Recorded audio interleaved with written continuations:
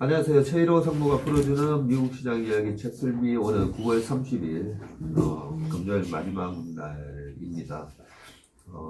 최일호 상무님도 한 달 동안 수고 많으셨는데요. 이번 9월 달이 시장이 너무 안 좋아가지고 그죠? 예, 우리 운용하는 사람이나 투자하는 분들 모두가 다 굉장히 힘들고 지치는 그죠? 지치고 짜증나고 굉장히 두려운 그런 한 달이었다라고 생각이 듭니다.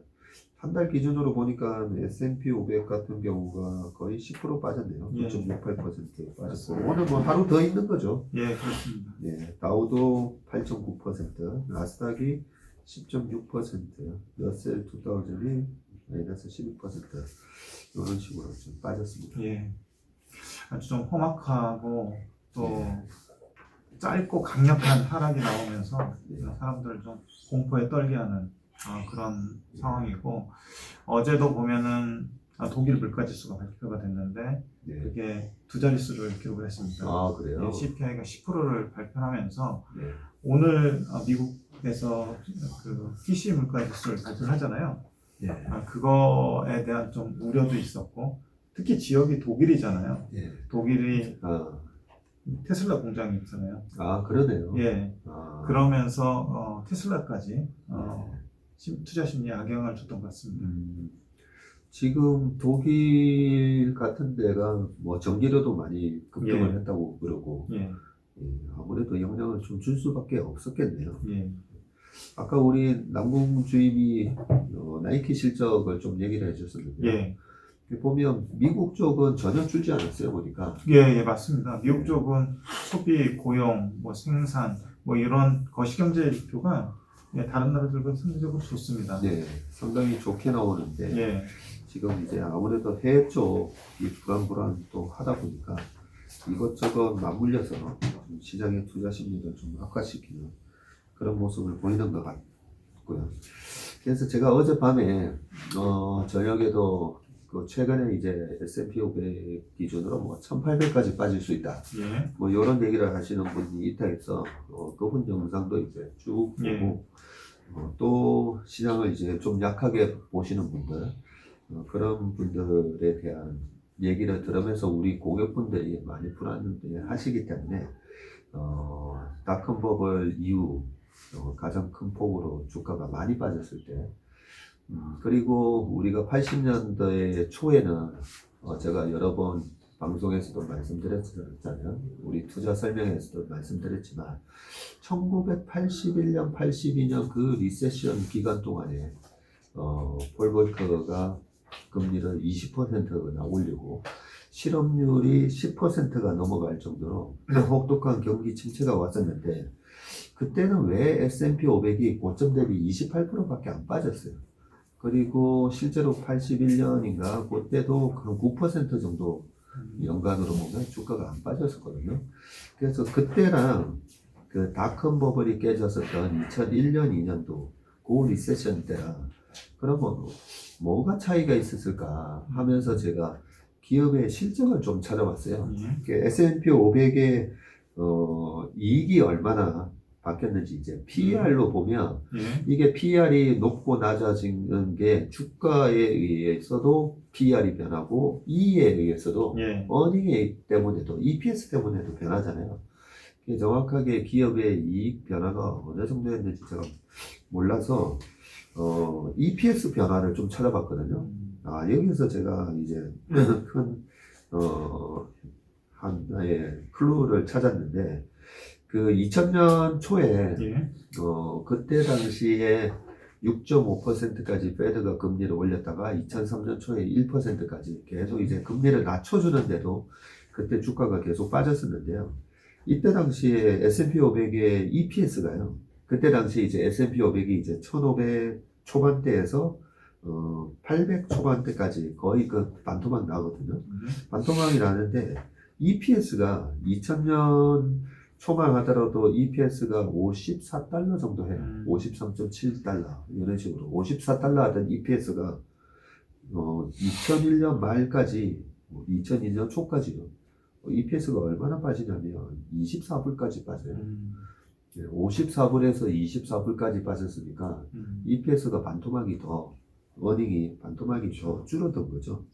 그런데 1900 우리가 1차 오일 쇼크, 2차 오일 쇼크 예. 겪었었는데 처음 1차 오일 쇼크 겪었던 1974년 있잖아요. 예. 그때 당시에는 74년도에 처음에 이제 오일 쇼크가 오기 전에 S&P 500이 118이었어요. 118.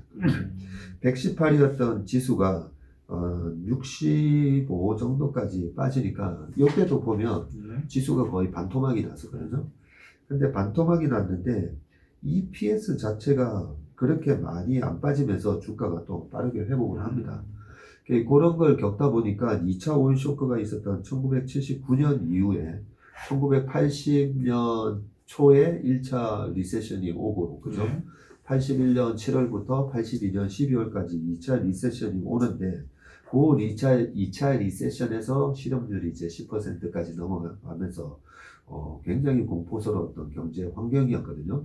이제 내년에 그렇게 공포스러운 경제 환경이 온다라고 해서, 그런데 왜 그때는 주가가 28%밖에 고점 대비 MDD가 왜 28%밖에 안 빠졌을까라고 해서 봤더니 EPS가요.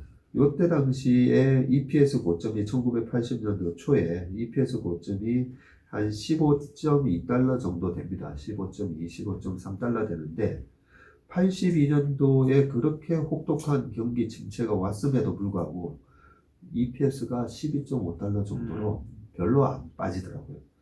이런 부분을 보면서 이 디플레이션 국면에서는 매출 자체랑 이런 부분들이 크게 빠지면서 주가가 빠질 수가 있는데 우리가 정말 두려워하는 이 인플레이션 국면에서는 우리가 일반인들 입장에서는 힘들어요. 예. 힘든데 기업들 입장에서는 이 인플레이션 기간에 최근에 보면 기업들이 다 지금 판매 단가를 다 올려버리고 예, 그렇죠. 있잖아요.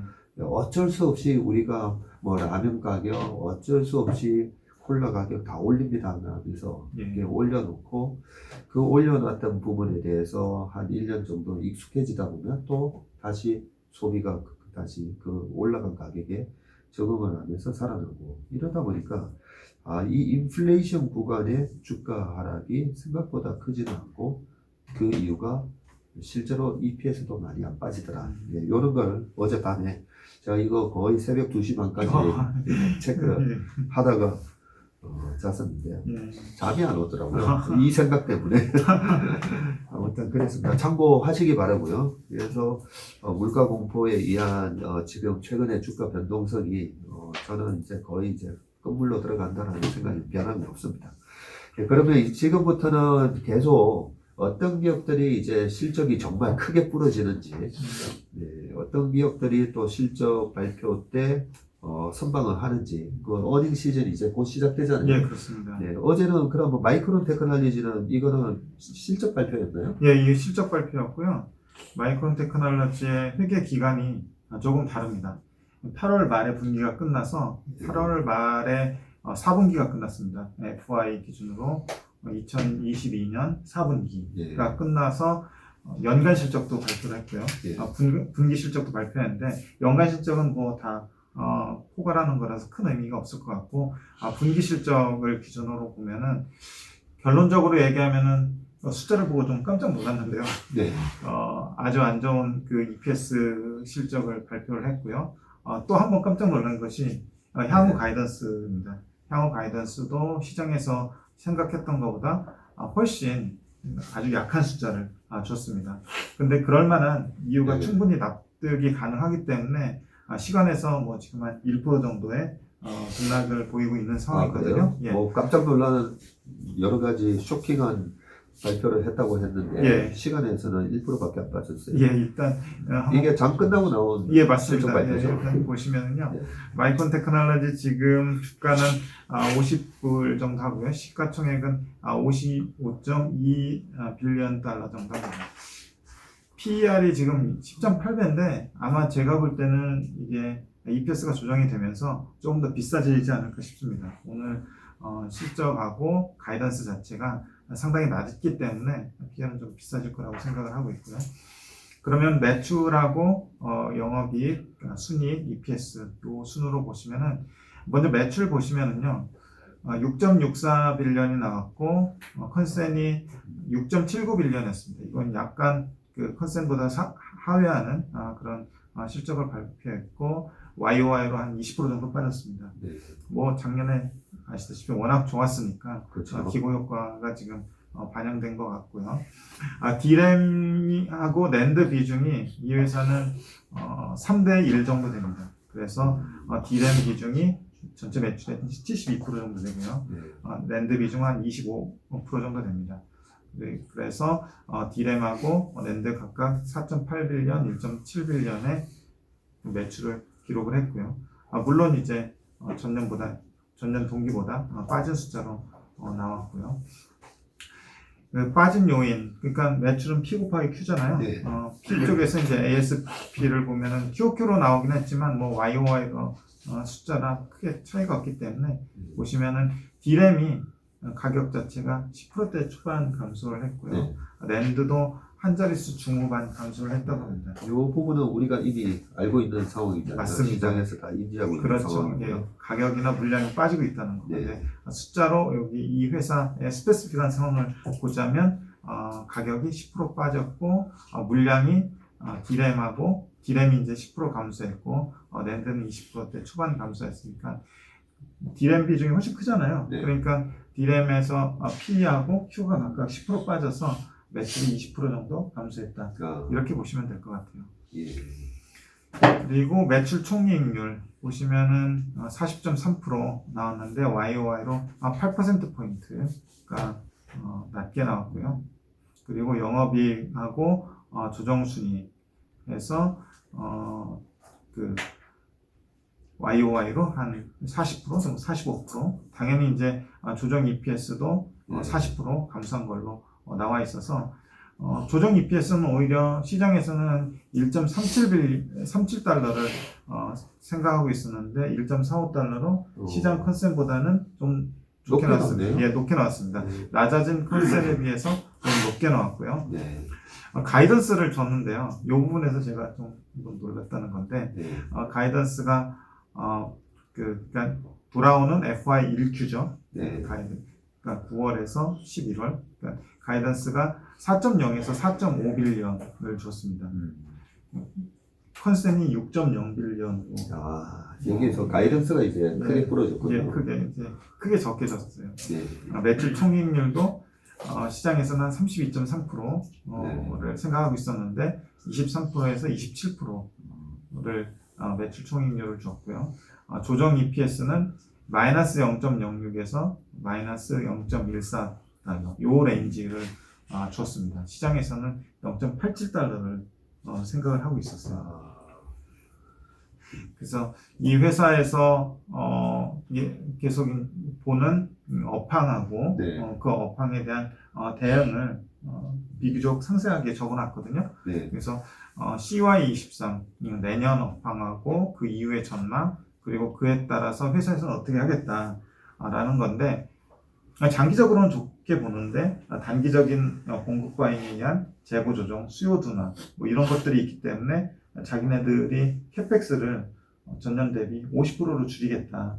그러면 이제 수요가 안 좋은 상황에서 매출도 줄고 그 단위당 고정비가 늘어나면서 이익도 줄고 하는 현상이 한 분기 또는 세 분기 정도 이어질 걸로 이렇게 예상이 되는데 그거를 감안을 하면은 매출 가이던스나 이익 가이던스 이렇게 준 거는 좀 납득할 만합니다. 그래서 먼저 CY23 내년하고 그 이후 전망을 보면은 D램하고 낸드의 수요 증가가 장기 성장률에 근접할 것으로 예상한다. 그리고 낸드의 공급 증가율은 수요를 밑도는 5%대를 예상을 하고 있고 자기네들이 이제 캐펙스를 줄이니까 그걸 감안을 해서 이렇게 한 것 같아요. 그리고 낸드의 공급 증가 역시 수요 증가를 하회할 것이다. 그래서 내년에는 수요 우위의 시장이 될 거라고 자체적으로 예상을 하고 있습니다. 그리고 D램의 장기 빗그로스는 10%대 중반으로 이전에 예상했던 10%대 중후반보다 소폭 낮아질 것으로 예상한다. 그래서 그 디램의 장기 수요 자체는 10%대 중후반에서 10%대 중반으로 살짝 그 톤다운 했다고 보시면 될 것 같고요. 디램 시장은 장기적으로 약 28%의 성장이 있을 것 같다. 그래서 지금은 이런 장기 전망은 뭐 그대로 두되 단기적으로는 수요 감소, 그리고 캐펙스 감소, 이익 감소, 매출 감소 이런 것들을 감당을 하고 가야 된다는 거를 회사에서 직접 인정했다고 보시면 될 것 같아요. 그리고 공급 정책 및 효과 이렇게 보면은 FY23이니까 바로 이번 분기부터 FY23에 들어가잖아요. 그때부터 캐펙스를 8빌리언으로 줄이겠다고 얘기를 하고 있고요. 이게 YOY로 30% 감소한 건데 FY22에는 11빌리언이었습니다. 그렇죠. 보통 뭐 삼성전자도 그렇고 한 14조, 15조 내외 캐펙스 투자를 하는데 12빌리언에서 8빌리언으로 달러로 환산하면 이제 달러를 원화로 환산하면 좀 헷갈리는데 그냥 달러만 보면 12빌리언에서 8빌리언으로 많이 줄이네요. 그렇습니다. 그래서 그리고 재고 관리를 위해서 공급을 줄이고 디램과 낸드의 가동률을 또 선택적으로 줄일 거다라고 얘기를 하는데 그 밑에 제가 밸런스시트에서 인벤토리 부분을 좀 표시를 해놨는데 2021년 9월 2일 바로 1년 전 분기인데 작년 동기인데 이때가 재고가 4.48빌리언이었습니다. 근데 2022년 9월 1일 현재 보면은 6.66빌리언. 많이 늘었네요. 50% 정도 느는 상황인데 이때 수요가 안 좋다 보니까 이제 재고가 쌓이는 거죠. 요 조정 과정이 이 재고 조정하는데 그래서 시간이 좀 필요하지 않을까라는 생각이 들고요. 회사 측에서도 실제로 재고 조정하는 동안은 캐펙스도 줄이고 이렇게 좀 보수적으로 가겠다는 입장인 것 같습니다. 그래서 그 캐펙스하고 가동률 축소하면 FY 2023년 비용에 부정적 영향이 있으나 인더스트리의 수급 균형에는 필요한 사항이다라고 얘기를 하고 있어요. 이 비용에 부정적 영향이 있다는 게 아까 말씀드렸듯이 가동률이 축소되면 단위당 고정비가 늘어나게 되잖아요. 그걸 지금 얘기하고 있는 것 같고요. 디램과 낸드 공급을 수요와 맞추는데 초점을 둘 것이며 수익성 개선을 위해 비용을 최적화해 나갈 것이다. 이렇게 얘기하고 있습니다. 그 가운데 지금 자사주 매입을 783밀리언을 지난 분기 했고요. 배당을 0.115달러를 했는데 이건 10월 26일을 지금 예정이라고 합니다. 그리고 이 회사도 역시 현금성 자산하고 금융부채를 차감하면 순연금이 나옵니다. 4.15 빌리언 달러가 나오면서 재무 구조는 상당히 탄탄한 걸로 평가가 되고 있고요. 그래서 전반적으로 보자면 그 가이던스 자체는 상당히 약하게 줬는데 그럴 만한 이유가 충분히 있었다라고 보고 있고요. 지금 이제 다운사이클인데 그 다운사이클의 막판, 그 마지막에 언제일까 이런 거에 사람들이 관심을 가질 것 같아요. 왜냐하면 이 메모리 반도체 이 산업 자체가 상당히 시클리컬하기 때문에 그 실제로 이익 나오는 거하고 주가하고 시간차가 있잖아요. 주가의 바텀하고 이익의 바텀, 주가의 피크하고 이익의 피크 그런 그 어떤 그 주가의 메커니즘하고 이익의 메커니즘이 항상 발생을 하는데 이 마이크론도 역시 다르지 않습니다. 그 밑에 두 번째 장에 보시면 마이크론 테크놀로지의 분기별 주가하고 EPS 추이를 최근 한 10년간 이렇게 봤는데요. 파란 실선이 마이크론 테크놀로지 주가고요. 그리고 빨간 점선이 EPS 추이입니다. 그래서 그 화살표 쳐놓은 것만 보시면은 파란 화살표가 이제 주가가 바텀 또는 피크를 찍었을 때, 그리고 빨간색 화살표가 EPS가 바텀 또는 피크를 찍었을 때 보시면은 대체로 1, 2분기에 선행해서 주가가 바텀을 찍고 주가가 또 피크아웃을 하거든요. 2016년에 보시면은 주가의 바텀은 2016년 한 3월쯤에 나왔어요. 그러네요. 예, 근데 실제로 이게 바텀, 이게 그 바닥은 2016년 8월쯤에 나왔어요. 그러네요. 예. 그리고 2018년 되게 좋았었는데 2018년에 1분기 때 주가에 피크가 나왔고요. 네. 한 분기 더 지나서 2, 3분기 지나는 동안에 또 이게 피크가 나왔고요. 또 최근에 또 이제 메모리가 되게 좋았잖아요. 예. 최근 역시 비슷한 양상을 보이고 있습니다.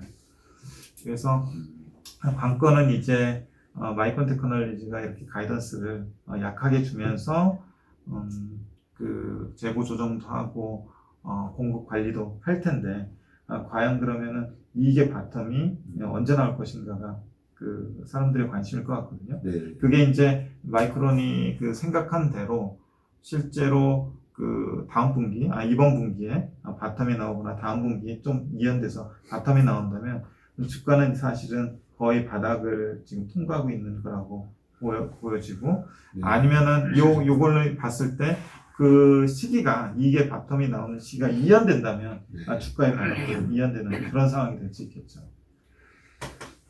말씀하시는 거 들으면서 한 분이 계속 생각이 나는데요. 예. 우리 하이투자의 송명섭 연구원이 지나고 보니까 우리 송연구원님 얘기가 거의 다 맞더라고요. 보니까 그분 말씀이 반도체 시황에 대해서 재작년 작년 초까지 되게 이제 시장 분위기는 되게 좋았었잖아요. 이게 막 계속 잘 나고 있으니까.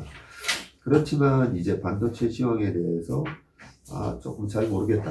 예, 약간 베어리시한 관점을 계속 유지를 하시면서 뭐 하이닉스 PBR 이제 0.95 정도 되면 이 정도면 밸류에이션 트레이딩은 해도 될 것 같다. 뭐 그런 말씀도 해주시면서 이 반도체 사이클에 따른 이제 주가의 큰 흐름을 얘기해 주셨는데요. 이익이 많이 나오면서 캐파 증설을 공격적으로 할 때 주가가 피크아웃을 치고 그리고 주가가 너무 빠지고 이제 반도체 가격이 빠지고 빠지는 이유가 이제 재고가 늘어나서 그런 거죠. 네, 그러면서 캐파에 대한 증설을 확 줄였을 때 그렇게 줄이게 되면 앞으로의 또 공급이 줄어들게 되고 재고가 이제 빠르게 소진될 거니까 그 캐파를 줄인다라고 발표할 때 그때부터 주식을 사면 된다라고 얘기를 했어요. 그 제가 너무 생생하게 기억하고 있어서. 근데 지금 이제 마이크론이 드디어 이제 전년 대비해서 거의 30% 이상의 캐파 증설을 이제 감축한다라는 그런 얘기가 드디어 나왔고, 그리고 또 시장을 좀 안 좋게 보는 분들이 여전히 이제 미국 S&P 500 기업들의 이 가이던스가 높다. 연초 이후로 지금까지도 한 6% 이상 계속 EPS가 증가하는 그렇죠. 그런 식으로 그게 이제 포워드 EPS였죠. 지금 상황에서 바라본 1년 후의 EPS를 그렇죠. 6% 이상으로. 그런 부분에 대한 이제 조정이 어닝에 대한 이제 그 추정치에 대한 리비전이죠. 리비전이 이렇게 이제 기업들이 실적 발표하면서 우리 이렇게 많이 안 좋을 거야 톤다운 시키고 그런 것들이 사실은 주가에 이미 선반영이 되면서 이렇게 많이 EPS가 하향 조정이 되는 그런 시점부터 주가가 희한하게 또 올라가는 현상이 나타난 게 과거의 패턴이었기 때문에 그 송명섭 연구원께서 그때 말씀해 주신 게 반도체는 시황이 되게 안 좋게 보이면서 캐파 확장을 확 줄인다라고 발표할 때 그때가 이제 바닥에 있다라고 얘기하는데 마이크론 테크놀로지 주가가 98불 왔다가 지금 어제 종가가 $50거든요. 50달러로 YTD로 보면 한 47% 하락했습니다. 그렇죠. 그리고 삼성전자 주가가 작년 1월 달에 고점 쳤던 게 96,700원이었는데 지금 53,000원대 와 있어요. 그래서 우리나라 뭐 한국 아시아 외환위기 그리고 한국 시장만의 뭔가 굉장히 불길한 외환 보유고가 축소되면서 또다시 97년, 8년과 같은 상황 오는 게 아닌가 이래 너무 극단적인 공포감을 얘기하시는 분들도 있는데 정확하게 보면 마이크론 테크놀로지 주가랑 지금 삼성전자의 주가가 거의 비슷하게 움직이고 하이닉스도 거의 예, 그렇죠. 네, 똑같이 네. 움직이고 있습니다. 그래서 우리 방금 최상무께서 딱 정리를 해주셨지만 결국은 이 시클리컬 산업이 굉장히 선행성이 있는데 반도체도 다를 바가 없습니다.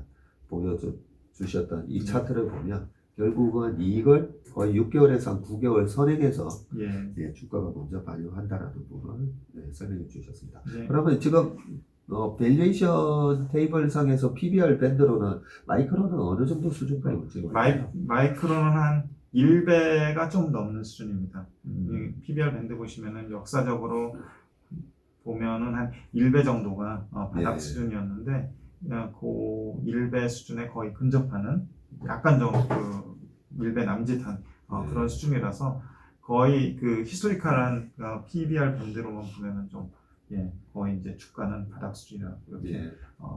말씀드릴 수 네. 있을 것 같아요. 이 PBR 밴드에서도 지난 2019년 1월 달부터 이제 반도체 쇼킹한 진짜 말 그대로 이제 어닝 시즌에서 이제 쇼크가 나기 시작하는데 2분기 연속 2019년 1Q, 2Q 쇼크가 나는데 PBR 1배에서 보라색이면 1.3배인데 예. 이 1.3배를 뚫는 그런 반등이 일어났었고 예. 당시에 19년 상반기에 보면 삼성전자 하이닉스도 고점 대비 2018년 하반기부터 미리 삼성전자가 36% 빠졌고 하이닉스가 42% 빠졌었는데 그러고 나서 쇼킹한 실적 발표하고 캐펙스 낮춘다는 얘기 나오면서 오히려 PBR 1배에서 반등이 들어가는 그런 모습이 마이크론은 또 똑같이 나타났었네요. 네. 왜냐면 어차피 삼성전자 하이닉스 마이크론 삼각체제잖아요. 네. 그렇기 때문에 그런 것들이 잘 작동을 하는 것 같습니다. 네. 우리 최상무께서 방금 마지막에 제일 중요한 얘기를 해주셨는데 이게 계속 이제 떨어지는 그런 이제 완전히 하향 추세로 가는 그런 주식인지 아닌지는 결국은 다른 플레이어들이 계속 진입을 하면서 그죠? 이게 레드오션화가 되느냐 그게 중요한 건데 방금 말씀하셨듯이 이 반도체 디램은 지금 3강 체제로 거의 98%죠. 예, 맞습니다. 이렇게 과점화되어 있는 시장이기 때문에 오히려 이런 시클리컬한 성격이지만 과점화되어 있는 시장이라서 매매하기가 상당히 좀 어떻게 보면 좋은 주식이기도 합니다. 네, 오늘 마이크론 테크놀로지 실적 발표를 가지고 우리 제이로 상무께서 아주 자세하게 또 반도체 분석을 해주셨습니다. 우리 최상무님도 한 달 동안 수고 많으셨고요. 예. 네, 10월 달에도 화이팅 해주시기 바라겠습니다. 알겠습니다. 고맙습니다. 네, 고맙습니다. 예.